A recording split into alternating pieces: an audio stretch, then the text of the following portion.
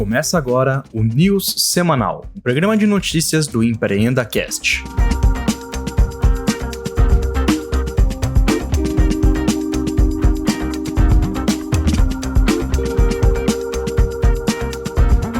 Fala galera do EmpreendaCast, tudo certo? Estamos aqui para mais um News Semanal. Estou aqui com o Pietro. Fala Pietro, tudo bom? Olá, tudo bem? Semana agitada, tem continuação de algumas novelas que a gente está acompanhando, tem bastante gente captando, eleição, semana cheia. Você aí que tá lavando louça, limpando a casa, fazendo aquela faxina enquanto escuta o EmpreendaCast, eu tenho uma dica especial da nossa patrocinadora. Para você que tá nessa situação, meu amigo, você precisa conhecer a Ive. São produtos naturais que têm um cheiro maravilhoso, não fazem mal à saúde e vêm em cápsulas para economizar plástico. Ou seja, a Ive é amiga da natureza. Sim, tudo entregue na sua casa mensalmente por assinatura. Na boa, não sei como ninguém tinha pensado nisso antes. Usa lá o cupom EmpreendaIve e pega o seu descontinho. Ive que é yvybrasil.com. Acessa lá e prestigia essa patrocinadora que é uma linda. Então vamos começar já com a notícia que a gente já citou aqui, em outros dias, que é a compra da Lynx, A notícia dessa semana é que a Stone melhorou a oferta e alterou o não compete, também que é uma coisa super importante nesse tipo de transação, mas manteria a estrutura da compra, A gente citou aí toda uma complicação dessa compra, conflito de interesse eventualmente, com os sócios majoritários, minoritários. Conta um pouquinho, Pietro. Quem quiser o caso completo, a gente contou no podcast da semana passada, mas resumindo rapidinho, a Lynx recebeu uma proposta de compra da Stone e também uma da TOTVS, mas a Lynx aceitou a da Stone antes e nessa proposta os minoritários começaram a reclamar que ela não era igual para todo mundo e os fundadores eles iam receber mais dinheiro por ação do que o restante dos minoritários, porque eles iam receber cláusulas de não compete, um deles ia continuar como executivo da Stone com salário alto e a oferta da Stone era pior do que a da TOTVS quando você olhava o preço médio pago por ação, que era no final o que os minoritários iam receber. Gerou um incômodo no mercado, foi chamado até de mensalão corporativo, e a Stone, percebendo isso, foi melhorar a oferta, então ela subiu em 3% o preço que ela ia pagar por ação, diminuiu o breakup fee, ou seja, como a Lynx tinha acordado com essa compra, a Stone colocou uma taxa de 150 milhões caso a Lynx desistisse da operação, e eles diminuíram esse valor para 112 milhões, o que também não é nada desprezível. E a penalidade, caso a Lynx vendesse a sua empresa para um concorrente, no caso a TOTVS, caiu de 600 milhões para 435 milhões. Os minoritários vieram a público falar que essas reduções elas não contam quase nada, porque a estrutura da operação, onde os fundadores vão receber mais do que o restante dos investidores, ela continua igual. E que isso fere os princípios de uma boa governança. Então vamos ver como isso se desenrola. A TOTVS também está revendo a sua proposta e agora acho que parece que a rede saiu do jogo e a disputa ficou entre TOTVS e Stone para ver quem leva a Lynx. Bom, mesmo com essas diminuições aí de breakup fee, de reduções de algumas coisas, ainda é muito dinheiro envolvido, Muito dinheiro. Várias centenas de milhões envolvidos, muita questão de poder, influência. Então, vai ser interessante ver, como a gente já falou nas semanas anteriores, é uma junção independente com quem for, que oficializar a compra, que pode influenciar bastante aí o mercado, Com certeza vai transformar esse novo player a empresa muito robusta, com uma capilaridade muito grande. Então, tem muito potencial aí para a gente acompanhar. Indo para a próxima notícia, ainda no mercado financeiro, naturalmente, o Neon anunciou essa semana que levantou 1,6 bilhões de reais numa rodada de investimento liderada aí pela General Atlantic, numa rodada de Série C. Conta um pouquinho, Pedro. É engraçado porque o Nubank tinha levantado no final de agosto os mesmos 300 milhões de dólares, que dá mais ou menos 1,6 bilhão de reais. E interessante ali na notícia que o Neon ele fala que esse ano ele multiplicou por 3 o número de clientes. Então atingiu a marca de 9,5 milhões de usuários, frente a 3 milhões no final do ano passado, o que é um crescimento super expressivo e descola um pouco o Neon de Next, C6, que estão na casa de alguns milhões ainda, e já leva para um patamar de dezenas de milhões que o Nubank conquistou não faz muito tempo. Então, é o Neon de fato crescendo. Eles trouxeram bastante gente de mercado recentemente. E vale lembrar que há pouco tempo o Neon tinha anunciado a compra da Magliana, que era a primeira corretora de valores do Brasil, ela tinha o registro número 1,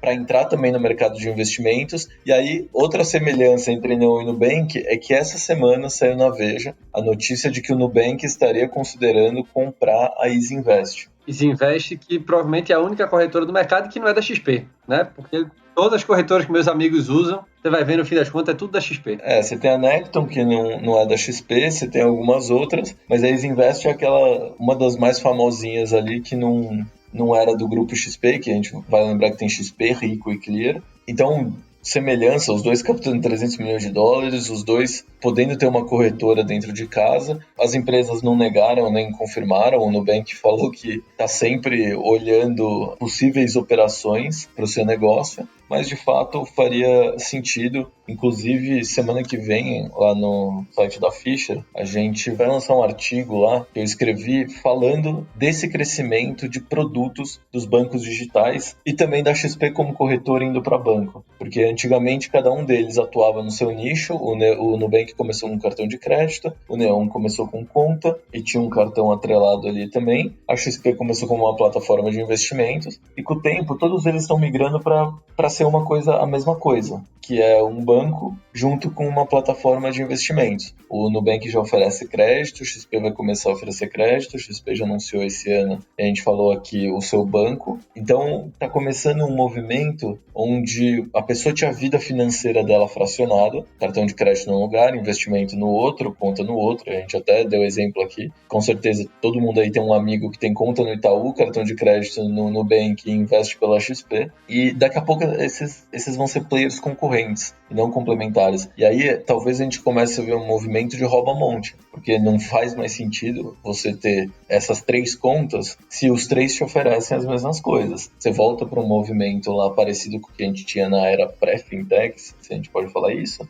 onde o banco era seu one-stop shop. É um movimento parecido com o que os grandes bancos fizeram, né? Uhum. Antes desse crescimento, né, de XP, Nubank, etc., você tinha ali poupança ou qualquer outro investimento. Você tinha todas as suas aplicações no Itaú, por exemplo, que também tinha sua conta, que era onde você recebia salário, que era seu cartão de crédito. E depois, né, começou a fracionar, porque você começou a ter players especializados em cada um desses, né? Como o caso do Nubank e a XP, e aí você vê esse movimento, né, de quem era o desafiante há algum tempo atrás virar o incumbente, né, virar o gigantesco, né, mais um grande player. Um pouco do que aconteceu recentemente, a gente comentou também com a Apple, né? A Apple fez aquele comercial lá de 1984, né, o Pense Diferente e tal, e essas semanas a Epic Games fez uma paródia fantástica, por sinal, criticando a Apple justamente por isso. Uhum. Então tem esse movimento quase que natural aí desses players. E você, como um Android boy, você gostou, né? Deles criticando Eu a achei Apple. maravilhoso. Mas não esquece que eles estão criticando o Google também, porque na Play Store lá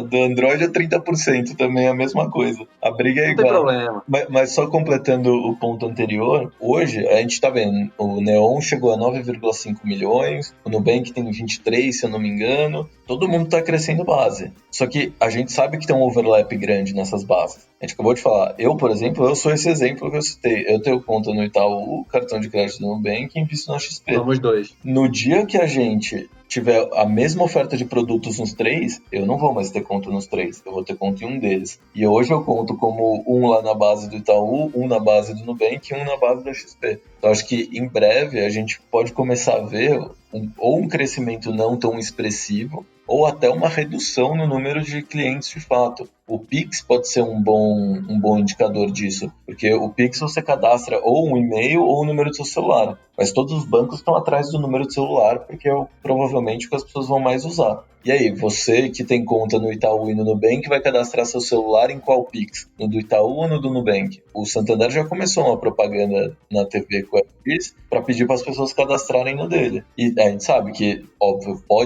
eu cadastrei o meu número do celular no Itaú, eu posso mudar para o Santander Santander depois. Mas você sabe que as pessoas tendem a não fazer essa mudança nem sempre ela é simples. Então começou uma corrida pelo seu cadastro, pelo número do seu celular no Pix, e agora a gente vai ter uma boa ideia de onde as pessoas vão cadastrar e quem de fato tem o cliente digital. Só para complementar, 2 informações rapidinho sobre a rodada do Neon, né, de 1,6 bilhões. Um dos fundos que participou desse investimento foi o PayPal Ventures, né, que é do PayPal, super famoso, e é o primeiro investimento que eles fazem numa fintech brasileira. Então começam a olhar aí para o nosso mercado, né? Com certeza tem players gigantescos, né? Como a gente sabe. Super legal de ver a PayPal Ventures chegando por aqui. O outro comentário é que, né, apesar da receita do Neon ter chegado aí a 24 milhões, mais ou menos, no ano passado, o EBITDA ainda é negativo, né? E segundo o Pedro, fundador e CEO aí do Neon, não é prioridade para a empresa, né, ter geração positiva de caixa nem no curto nem no médio prazo. Então, vão torrar esse 1,6 bilhões aí,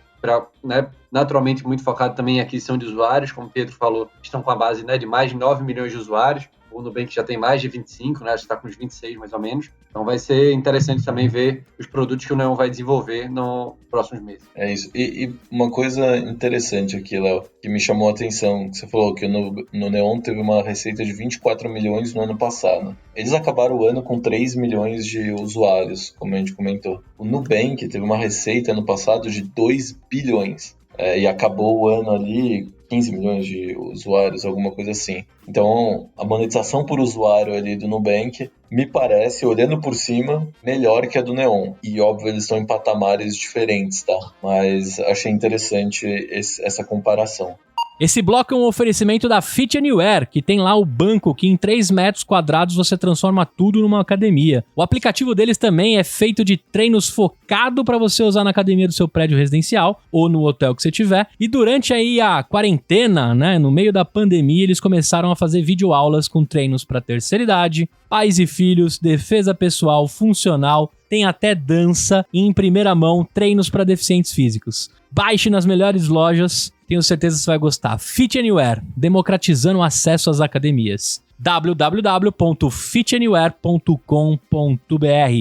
Esse ano é ano de eleição no Brasil e nos Estados Unidos principalmente, já que é a eleição presidencial, e a gente já vem falando do cruzamento aí, né, de tecnologia com política. É algo que está de mãos dadas aí já há alguns anos, e desde a eleição do Trump, né, esse é um tema que se tornou ainda mais quente. E eleição se torna praticamente um trabalho dobrado aí para as redes sociais. A gente tem visto muitas ações e faltas de ação também, em alguns casos, né, de Facebook, Twitter, e né, esse final de 2020 para eles vai ser bastante trabalho, né, Pedro? Eu não queria estar trabalhando no Facebook esse ano. Acho que é a primeira eleição americana que, de fato, eles têm, tanto eles quanto a população em geral, tem a real noção da importância deles no processo eleitoral. A gente sabe que a campanha de 2016 do Trump foi muito baseada em Facebook, até com alguns escândalos aí, mas esse ano é a primeira vez que todo mundo está falando, e aí, o que vocês vão fazer? Porque a gente sabe que vocês têm poder nisso. E o Facebook está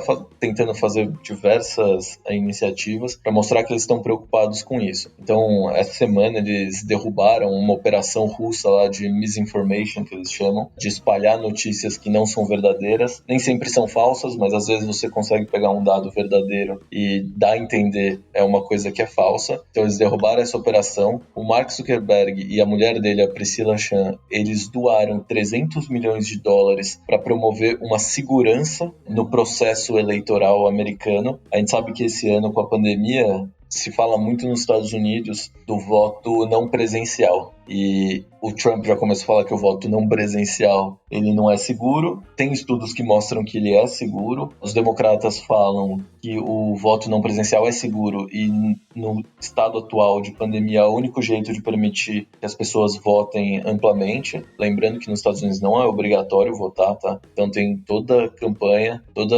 eleitoral tem um discurso de, olha, é importante votar. Então teve essa doação do Mark, até também para o pessoal começar a pegar um pouco mais leve com ele. A gente sabe que as coisas não estão diretamente ligadas, mas elas no final estão. O Facebook também formou um grupo ali de acadêmicos para estudar como a plataforma pode e vai influenciar a eleição em 2020. E saindo um pouco do Facebook, o Twitter deu mais um tag ali para o Trump de conteúdo quase fake ali. Já pede música no Twitter, hein? Dessa vez foi um Twitter da campanha dele, e não dele, Trump, propriamente dito, mas foi tagado ali como mídia manipulada. Então, as plataformas ali, elas estão ativas nesse período eleitoral e a gente sabe da importância que elas acabam tendo. A gente viu isso na última eleição brasileira, a gente viu isso na última eleição americana e já começou esse processo na eleição lá nos Estados Unidos para presidente. Eu acho que uma coisa que você falou agora faz bastante sentido. Essa talvez seja a primeira eleição em que as plataformas elas deixam de ser só plataformas passivas, né, espaço para as pessoas comentarem ou divulgarem suas ideias, impulsionarem, né, o que quer que sejam, mas passam a entender seu papel ativo de fato. Né? E as plataformas não são lugares tão neutros assim como idealmente se imagina. Né? Eles têm um papel muito grande e têm uma responsabilidade muito grande. Né? Afinal, a gente tem aí o Facebook com bilhões e bilhões de usuários, né? Com vários estudos apontando a influência que eles têm na opinião das pessoas. Né? O escândalo do Cambridge Analytica fala sobre isso também, né? Além de outros pontos. Então, de fato, o pessoal que está trabalhando lá no Facebook nessa área está dormindo pouco e com dor de cabeça, viu? Se a gente acha que recebe pressão no nosso trabalho, eu realmente não quero sentir como é que tá lá em Palo Alto, não, porque o negócio deve estar tenso. E além disso, né, além das eleições, o Facebook ainda vem enfrentando disputas em outros lugares. Na Austrália, né, eles estão brigando um pouco com o governo, né, para uma nova lei que pode passar por lá. Eles estão até ameaçando tirar as notícias da Austrália se essa nova lei passar, além de alguns outros desafios aí que eles vêm encarando. Eles estão tomando soco de todo lado, né? Cara, eu não... Sabe quando eles falam, não, vou focar nesse problema? Eles não têm como. Porque é o problema eleitoral, é o problema lá do Congresso americano das audiências que a gente já viu e pegaram pesado. Agora tem o problema lá na Austrália com os reguladores, que basicamente tá para passar uma lei na Austrália que o Facebook e também o Google, a lei fala que eles têm que pagar os criadores de conteúdo cada vez que uma porção daquele conteúdo for distribuído. Então, por exemplo, a Veja fez uma matéria e aí a gente começa a compartilhar essa matéria no Facebook ou pedaços dessa matéria. Então o Facebook deveria remunerar a Veja pelo conteúdo que está sendo ali compartilhado.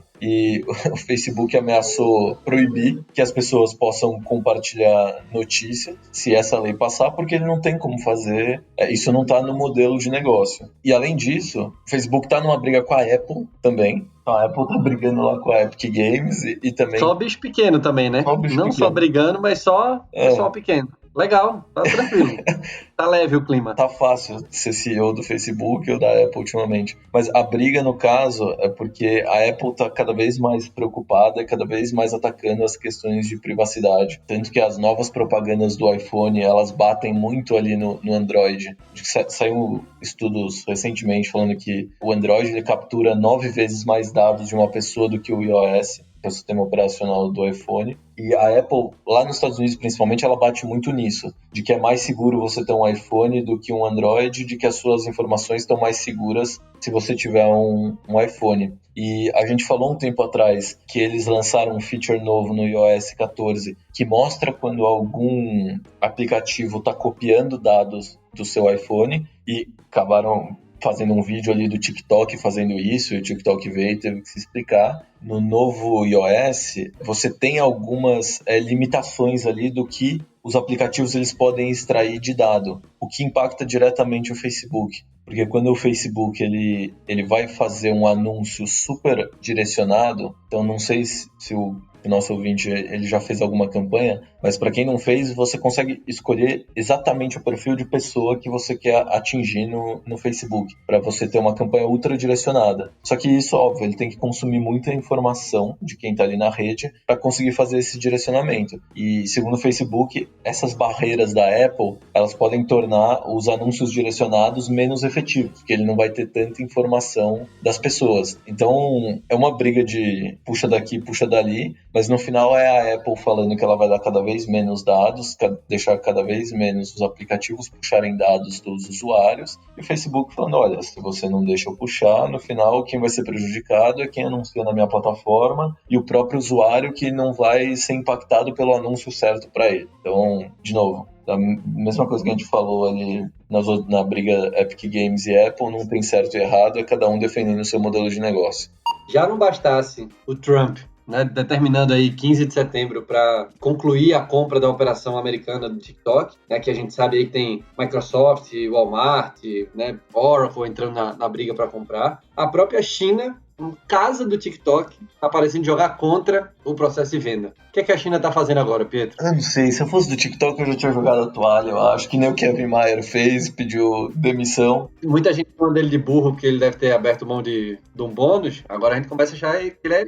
Ele tá uma semana à frente da gente. Assim, o TikTok ele tá ficando numa situação quase impossível, porque o Trump falou que não vai deixar o TikTok continuar nos Estados Unidos se não for vendido para uma empresa americana. Agora a China passou ali uma regulação que fala que toda a tecnologia chinesa de análise de dado ou de recomendação de serviço ou de inteligência, para ela ser passada para uma empresa que não é chinesa, ela precisa de uma licença dos reguladores chineses. Também conhecido como a China vai ter que validar.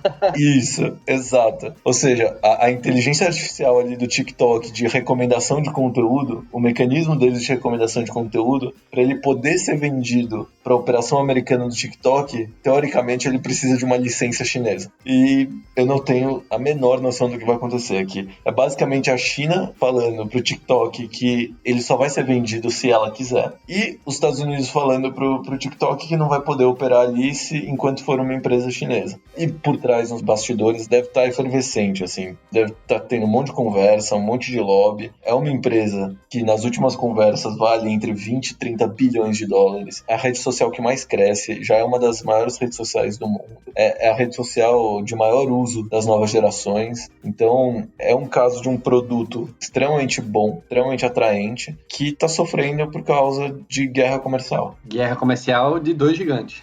Apenas Estados Unidos e China. É da maior potência do mundo e da talvez maior futura potência do mundo. Exato. Eu diria que provável. Mas essa também é outra discussão. É um episódio inteiro só disso. Tranquilamente. Bom, dependendo de quando você estiver escutando essa news, estamos a menos de 2 semanas do prazo que o Trump deu para finalizar essa negociação do TikTok. Então, com certeza, nos próximos episódios teremos novidades aí sobre essa compra do TikTok e vamos ver se um lado ou outro facilita um pouquinho, porque o negócio tá complicado.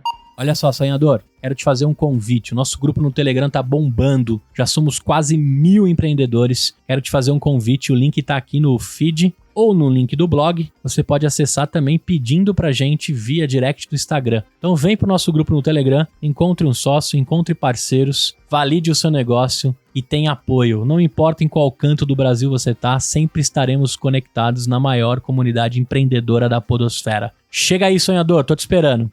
E uma outra notícia é que foi encontrada uma falha de segurança no Slack, né? Um hacker encontrou um bug que permitia a ele acessar conversas privadas no Slack. Quem não conhece o Slack é um comunicador super famoso, usado em milhares de empresas pelo mundo inteiro. Tem capital aberto na Bolsa Americana. Eu, particularmente, sou fãzaço. Sinto saudade da época que eu usava o Slack pro trabalho. E pode dar chabu aqui também, hein? Essa não é a primeira notícia de falha de segurança no Slack, tá, Léo? Dessa vez eles estão falando que os aplicativos abaixo da versão 4.4 para desktop, eles têm uma falha que permite um acesso remoto, onde o hacker ele consegue tomar conta ali do Slack e acessar todas as conversas privadas. Obviamente o Slack já está trabalhando para corrigir isso. Então, obviamente, saindo novas versões, recomenda-se que atualize o Slack. E não é a primeira vez que a gente vê uma falha de segurança no Slack. Lá em maio de 2019, ou seja, um pouco mais de um ano atrás, também a versão desktop, só que dessa vez só para Windows, tinha uma outra vulnerabilidade ali e que também dava para acessar dados pessoais e o hacker conseguir ver o que estava escrito ali. Então, Slack é uma empresa aberta hoje, né?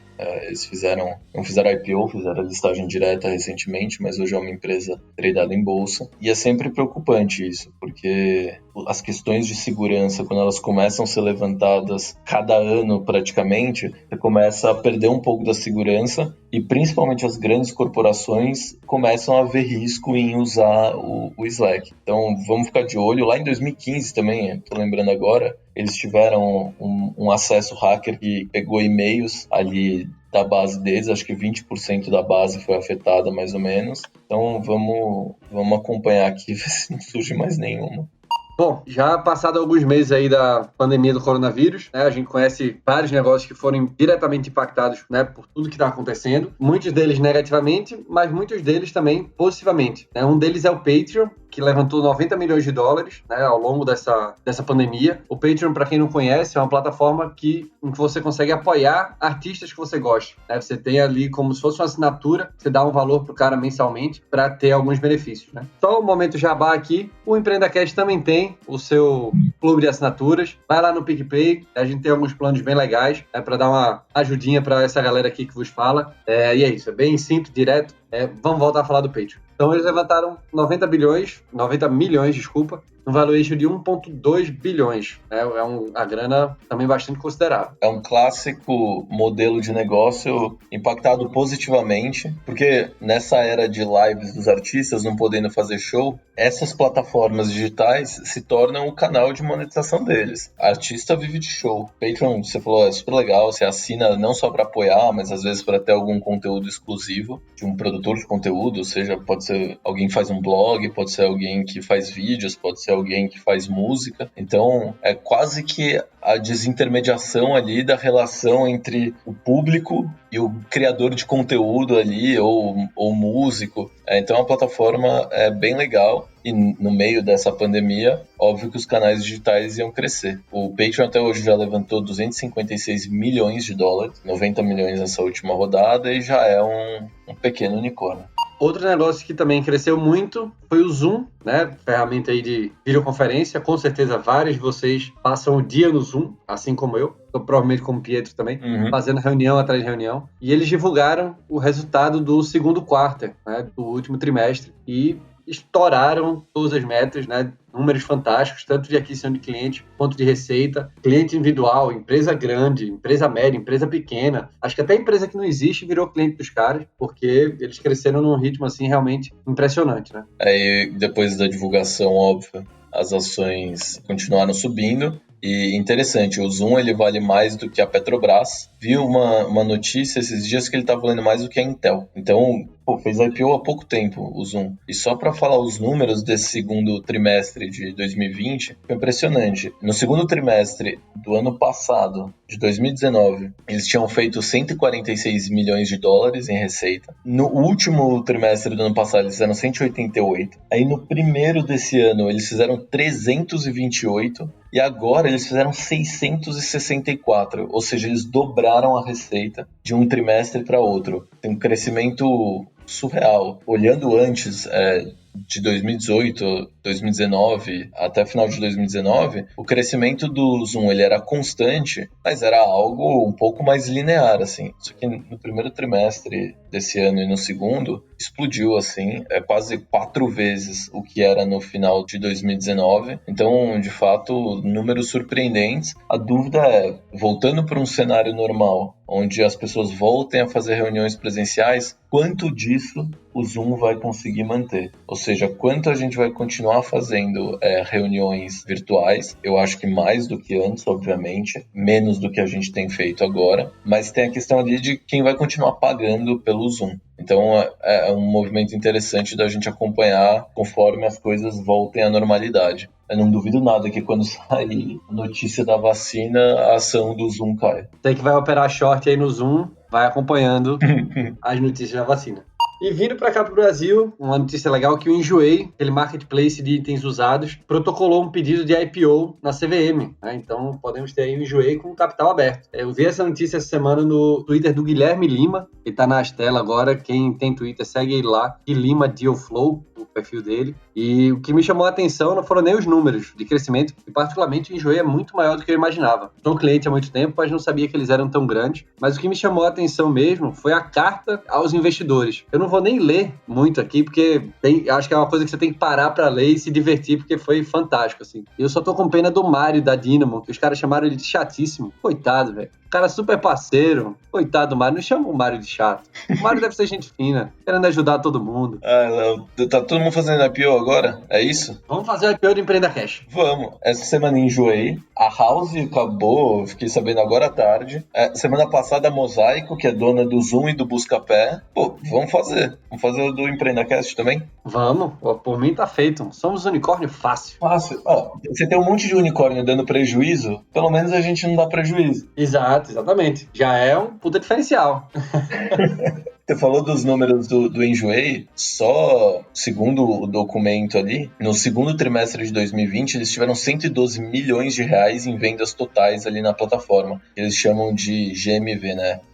Gross Merchandising Value. E um resultado que é o dobro em relação ao mesmo período de 2019. E a receita com transações subiu de 17 milhões de reais para 29 milhões de reais. Eu também não sabia que o Enjoei era tão grande. Realmente impressionante. E lá no Twitter, o próprio Guilherme comentou que tem uma lista de mais de 40 pedidos de IPO lá na CVM. Isso é público, você pode ler, né? Pode acessar o site, ver todo mundo lá. É uma lista de mais de 40. Então, pode ser que tenhamos aí um aquecimento na B3, né? Muita coisa legal para sair, muita empresa boa. E é isso, super importante para o mercado de capitais brasileiro. O mercado aquecido e, se a gente lembrar, né, faltam ativos de tecnologia na Bolsa Brasileira. A gente tem a Lynx, que a gente falou agora há pouco, a TOTUS, a Sinqia, a Positivo e a Localweb. Aí tem Magalu, que está virando uma empresa de tecnologia, P2W, que também, né, lojas americanas também, mas né, não são tecnologia em si, considerado varejo, mas tem um componente tecnológico forte. E as empresas de tecnologia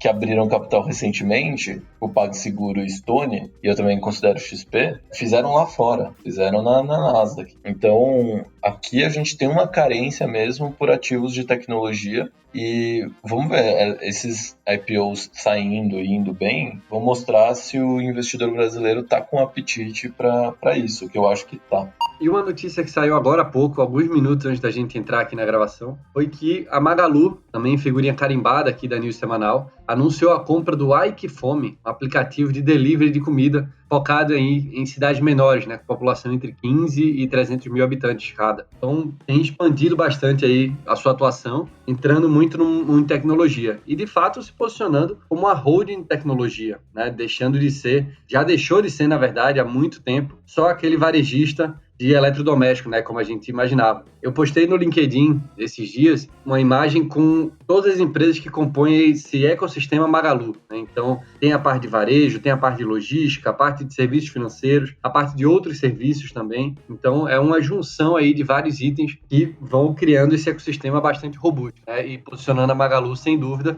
um grande destaque no mercado brasileiro. E é um movimento bastante estratégico da Magalu, né, a trazer o Aikifome para perto. Então, a Magalu já tem o seu braço de logística, né? Tem o Magalu Pay, e com certeza vão ser integrados aí junto com a operação do Aikifome para expandir ainda mais o alcance do que eles vêm fazendo. E sem contar, claro, todos os possíveis benefícios que o Aikifome vai ter ao entrar nesse ecossistema Magalu. Sem dúvida nenhuma, eles vão ganhar muita escala, se beneficiando, por exemplo, da força que o Luiza Labs tem, né, com seus mais de 1.300 desenvolvedores. Luiza Labs, para quem não conhece, começou como laboratório de inovação da Magalu, mas hoje abarca toda a parte de produto e tecnologia desse ecossistema completo da Magalu, né? Então, sem dúvida, mais um golaço da Magalu. Muito legal a gente ver uma empresa brasileira, né, criando essa operação, sem que a gente fique dependendo das Big Techs. Ou melhor ainda, a gente passa a ter uma Big Tech nacional de fato, né? Então, super legal. Vamos ver qual vai ser a compra da Magalu na semana que vem. Galera, chegamos aí ao final de mais uma News Semanal. Bastante coisa também no Brasil e fora. Tem várias notícias para a gente acompanhar aí nos próximos dias, nas próximas semanas. A gente vai contar tudo aqui para vocês. Se é a primeira vez no EmpreendaCast, dá uma olhada aí no nosso feed. Tem entrevista, tem pílula de conteúdo, tem mesa redonda. Tem quadro novo saindo bem em breve. O Tiaguinho tá tocando um negócio super legal e já tá aí com vocês. E também se você quiser receber essas notícias por e-mail, vai no site da Ficha, se inscreve para receber semanalmente por e-mail aí tudo que a gente conversa aqui também. E é isso. Valeu, Léo. Boa semana pra você. Até semana que vem. Tchau!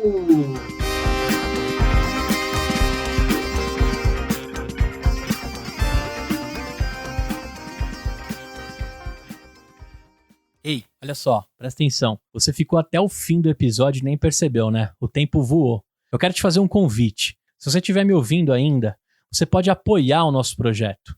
www.empreendacast.com.br/apoio. Lá você consegue contribuir com o valor que você quiser e todo o dinheiro é para a gente comprar mais equipamento, pagar o nosso estagiário, o Luquinhas, que cuida das postagens, e deixar cada vez mais forte a nossa comunidade. Então, se de alguma forma a gente entrega um conteúdo bacana para você, eu te faço um convite. Apoie o nosso projeto, participe de grupos de mentoria exclusivo e de alguma forma a gente vai tentar também, na sua jornada, te entregar conteúdo diferenciado e bastante desconto aí da nossa rede de parceiros. www.empreendacast.com.br/apoio.